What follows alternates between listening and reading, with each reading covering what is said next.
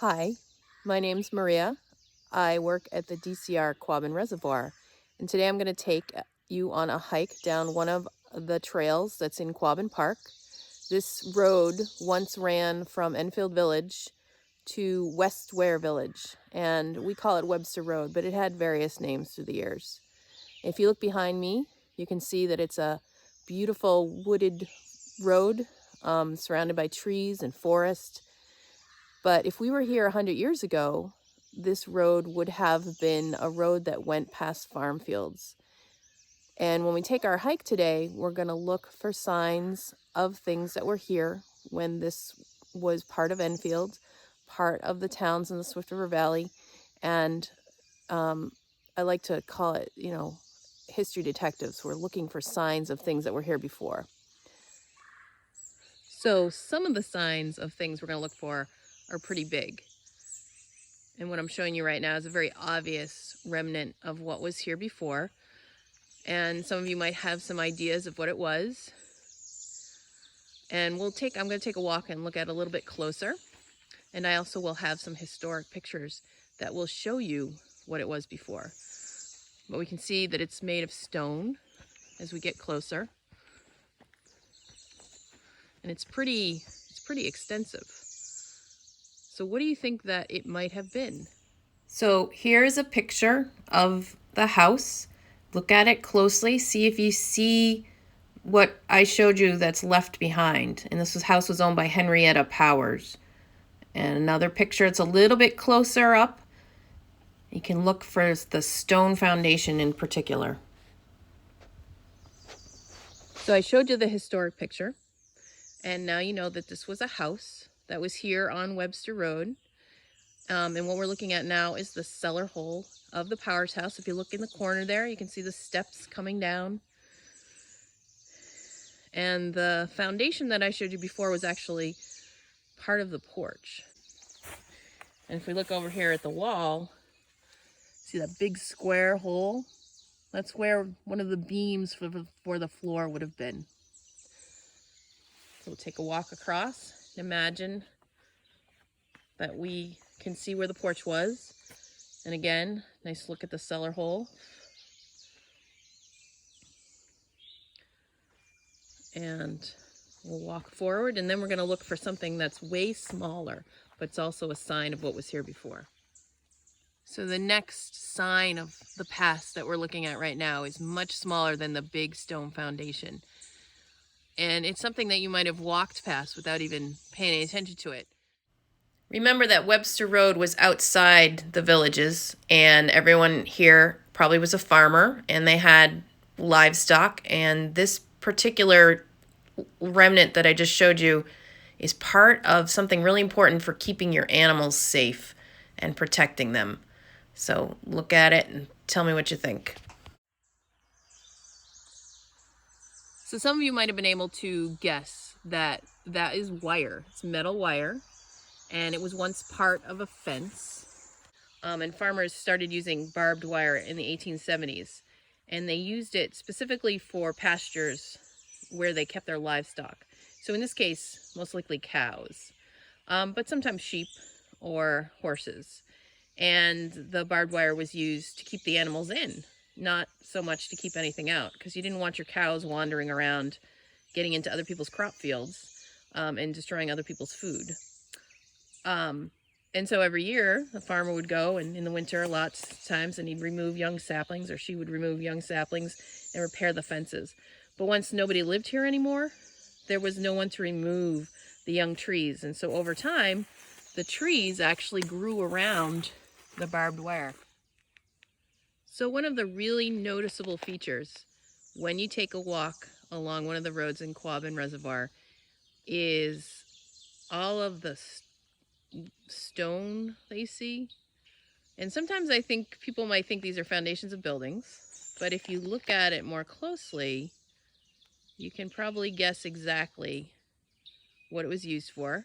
They were stone walls, and stone walls are very, very common in farmland in New England, and some of you that live in houses that was former farmland, you may in fact have stone walls in your backyard. So it's a little bit hard to see because the ferns are growing up, but if you look closely through the trees, you can see a stone wall running down this field. But one of the things I've learned about stone walls in New England is you can tell what the fields were used for by looking at the stone walls that are left behind.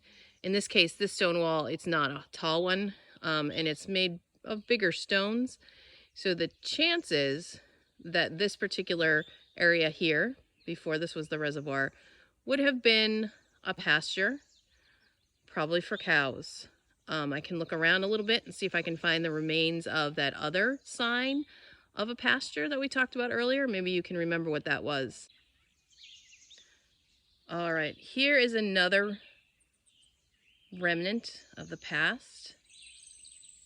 It's similar to the one I showed you before. So just take a minute and think about what you think it might have been. It's a different shape, and it's actually significantly bigger. And actually what this was a barn foundation.